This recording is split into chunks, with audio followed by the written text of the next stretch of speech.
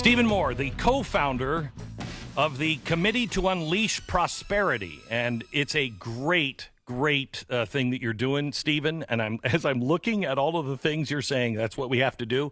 The exact opposite in every category. The exact opposite was suggested last night. Glenn, I don't know if I should laugh or cry. I mean, you were right. I mean, we're for sound money. We don't have sound money.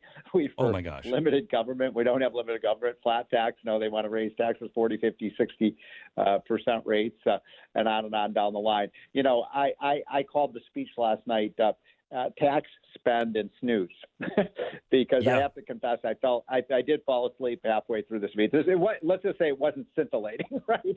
No, it was incredibly, and I think that's one of the good things if you're a progressive or a Marxist, or somebody that's for the Great Reset. He is so boring. It makes it sound like nothing is happening, but that was an incredibly important speech if you know what you were looking for.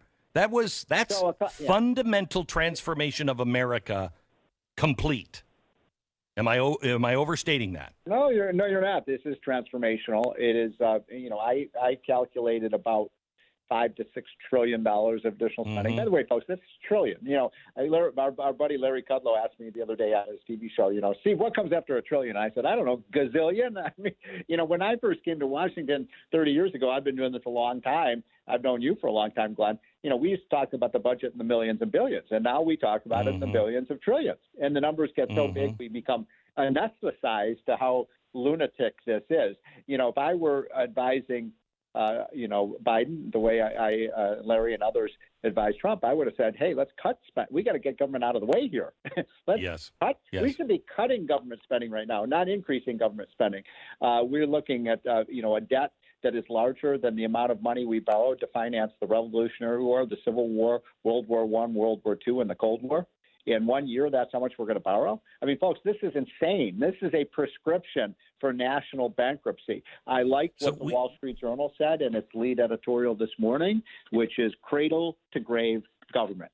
And, Glenn, I'm here to submit to you that's not America. It's not. However, this has happened so quickly. We have spent $19 trillion. If this passes, $19 to $20 trillion in the last 12 months. That's including the Fed bailouts that nobody ever talks about. Right. Stephen, that is, we are going to, please help me out on this because I am a limited mind, as you know. So please tell me where I'm wrong. We are going to have a boom. I think we're already seeing it in some regards. The economy is coming back because there's $19 trillion that has been pumped into the system. That's almost half of all the money on the entire planet. And we've just dropped that into the system. But we're also seeing inflation, which everyone is saying we're not. Have you bought meat? Have you bought milk? Have you bought plywood? I just spent $56 filling up the tank. And it used to cost me about $37. I mean, we have seen more than $1 increase in many markets in the gasoline price, which is something almost every family has to spend. It's one of the major budget items. So we are seeing that happening. And I just don't think the American people want this. I don't think this is what people signed up for. I really don't. I mean, look, if you tell the American people, I'm going to give you something for free. I mean, we're Americans. We love free things, right? But the idea, you're going to have free childcare, free daycare, free healthcare, free social, free this, free college, free junior college, free. I mean, come on. We're going to run out. We're going to bankrupt our country. And Glenn, the question I ask you and your audience is, what happens when the Chinese stop buying our bonds? Then where are we going to get the money? Well, we're already, this, Stephen. The Fed has been the biggest buyer of our bonds. The Fed just buys them. They're just printing the money. That's the technical term for that, and you're right, is called monetizing the debt. That's what Argentina, Bolivia, Mexico, Zimbabwe do. Right. And I hate to tell you, folks, that story does not have a happy ending. So, Stephen, how fast do you think this sugar rush is going to come up and then come crashing down. How Well, much time do we lucky. have on before real inflation is so apparent, everybody is crushed by it? Well, Biden's the luckiest guy, maybe in America, for he took over. I loved how he was taking credit for all the amazing things he's done for the first 100 days. We've seen the economy. Well, come on. I mean, and by the way, I have to just get this off my chest, having worked for Trump. I don't care if you love Trump or hate Trump.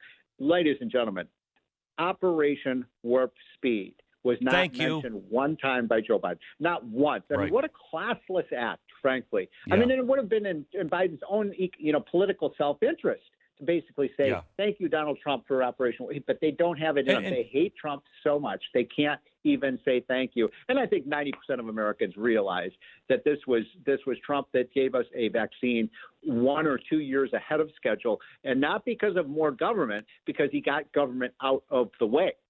Yep. Okay, so as I'm looking at this, I see unions growth, this massive expansion of unions, a partnership, a public-private partnership. I mean, if you watch his statements before the speech where he was talking to a group of reporters and anchors, he was talking about, the question is whether a democracy like ours can survive against an autocratic nation like China. And, we have to really kind of prove that out. Well, no, we don't. We've already decided that. But I think that's where we're being led, is into this Chinese kind of style government where everything is controlled, from the police to the financial system to a partnership with these corporations. I see a very different future, Stephen.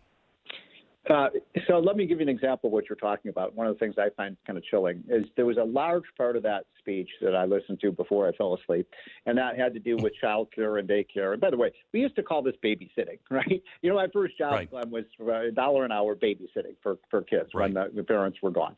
And by the way, how did women ever survive in the workforce before Joe Biden came along on his white horse? I mean, if you listen to him last night, you're like, women can't work anymore because they don't have, daycare and child care. They want their view of things, and I'm not exaggerating here, Glenn. You tell me if you think I'm wrong. They're saying, look, the problem in America is these 2 and 3 and 4, 5-year-olds. We've got to get them out of the hands of the unprofessionals. I mean, mothers and fathers can't take care of kids. We've got to get them into the hands of the government. The same people who've done such an incredible job with our 5, 6, 7, 8, 9, 10, 11, 12, 13, 14, 15-year-olds. The problem is we haven't gotten them soon enough. I mean, this is really the way these people think.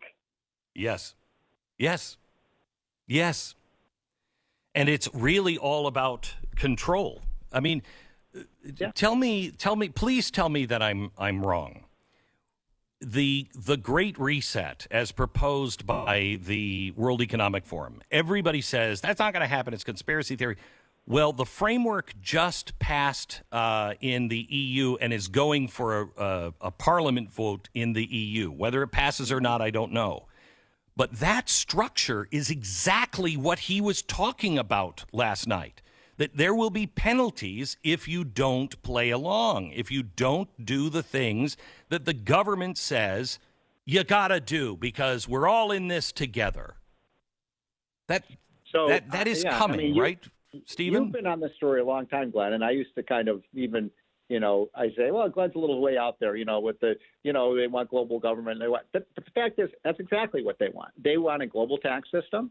They have this global minimum tax. They want the United Nations and these international organizations to dictate our climate policy, our economic policy, our tax policy.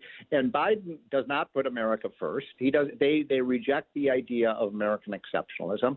I am really, really insulted by this and so disappointed that we have a president of the United States who said that the United States is a systemically racist country. I mean, what a slur against this country. I mean, you expect maybe the Chinese or the Russians to say that about us, not our own president. And so, I would have said 6 months ago, no, this stuff isn't going to happen. No, this is America. But it is happening.